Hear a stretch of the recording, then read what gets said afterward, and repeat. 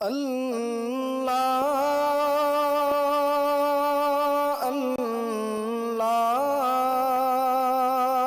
اللہ اللہ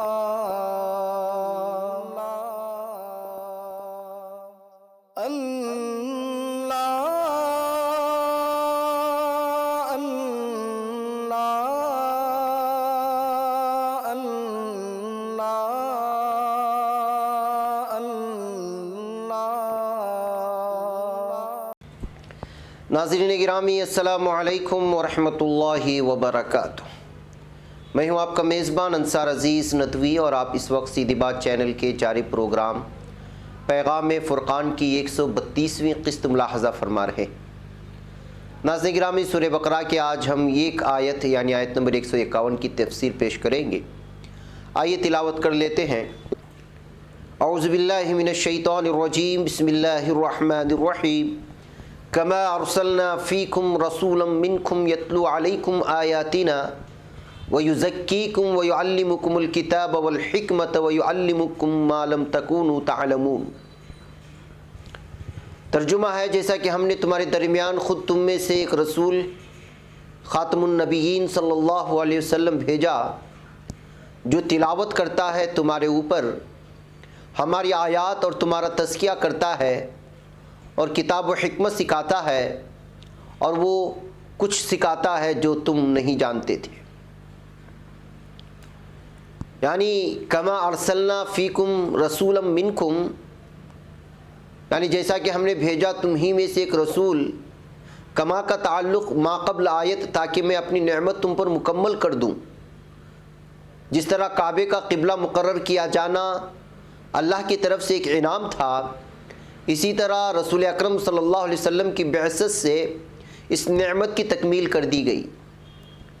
اس کا ذکر قرآن حکیم کی سورہ آل عمران کی آیت مبارکہ 164 میں بھی ہوا ہے، جس میں فرمایا گیا، لقد من اللہ علی المؤمنین اذ بعث فیہم رسولا من انفسہم یتلو علیہم آیاتہ ویزکیہم ویعلمہم الکتاب والحکمہ وان کانوا من قبل لفی ضلال مبین۔ یعنی در حقیقت اہل ایمان پر تو اللہ نے یہ بہت احسان کیا ہے کہ ان کے درمیان خود انہی میں سے ایک ایسا پیغمبر بھیجا جو اس کے آیات انہیں سناتا ہے، ان کا تزکیہ نفس فرماتا ہے اور انہیں کتاب و حکمت کی تعلیم دیتا ہے، حالانکہ اس سے پہلے یہ لوگ صریح گمراہیوں میں پڑے ہوئے تھے۔ یعنی تمہاری قوم اور قبیلے میں سے ہی بھیجا، مراد جناب محمد مصطفیٰ صلی اللہ علیہ وسلم کا تعلق بنو ہاشم سے تھا۔ پھر فرمایا گیا، یتلو علیکم آیاتنا ویزکیکم، جو تلاوت کرتا ہے تمہارے اوپر ہماری آیات اور تمہارا تزکیہ فرماتا ہے۔ یہاں یتلو علیکم کے الفاظ استعمال ہوئے ہیں، یعنی پیچھے پیچھے آنا، تلاوت کرنا، قرآن حکیم کو اس طرح پڑھنا کہ اس کے معنی پیچھے پیچھے چلے آئیں۔ محض پڑھنے کو قرات کہتے ہیں، تلاوت پورے فہم و شعور سے پڑھنے اور احکام کو حرز جاں بنانے کا نام ہے۔ جیسا کہ سورہ بقرہ کی آیت نمبر 121 میں ارشاد ہوتا ہے، الذین آتیناہم الکتاب یتلونہ حق تلاوتہ اولئک یؤمنون بہ۔ جن لوگوں کو ہم نے کتاب دی وہ اسے یوں پڑھتے ہیں جیسا کہ اسے پڑھنے کا حق ہے۔ حقیقت میں یہی لوگ اس پر ایمان لاتے ہیں۔ امام راغب اصفہانی لکھتے ہیں، اور تزکیہ نفس ہی سے انسان دنیا میں اوصاف حمیدہ کا مستحق ہوتا ہے، اور آخرت میں اجر و ثواب بھی اسی کی بدولت حاصل ہوگا۔ اور تزکیہ نفس کا طریقہ یہ ہے کہ انسان ان باتوں کی کوشش میں لگ جائے جن سے طہارت نفس حاصل ہوتی ہے۔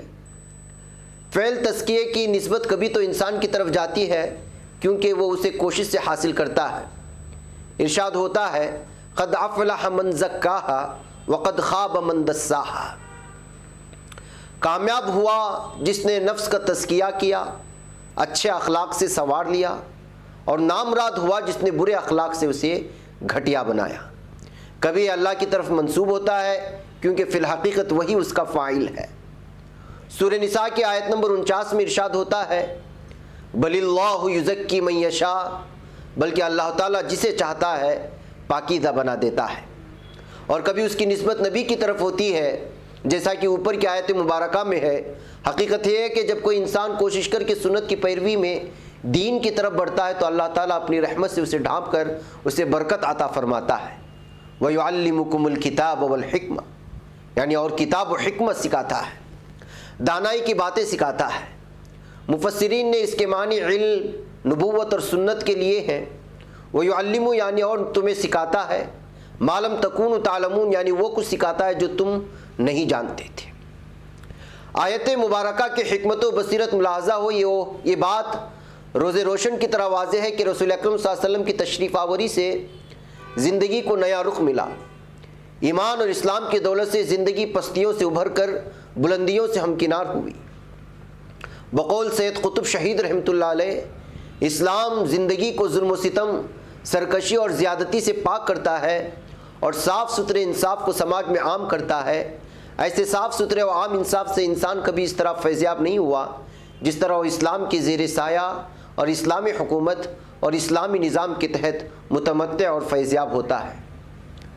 یہ علم و بصیرت، یہ حکمت و دانش، یہ تزکیہ طہارت اور دنیا و آخرت کی فلاح و بہبود کو چھوڑ کر آج مسلمان ذلیل و خوار ہو رہا ہے۔